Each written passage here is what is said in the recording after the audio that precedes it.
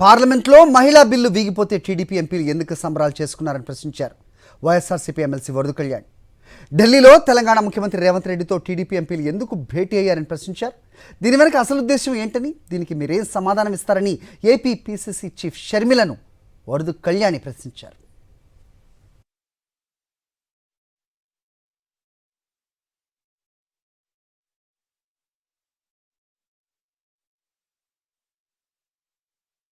పార్లమెంట్లో మహిళా bill వీగిపోతే TDP ఎంపీలు ఎందుకు సంబరాలు చేసుకున్నారని ప్రశ్నించారు వైఎస్ఆర్సీపీ ఎమ్మెల్సీ వరదు కళ్యాణ్.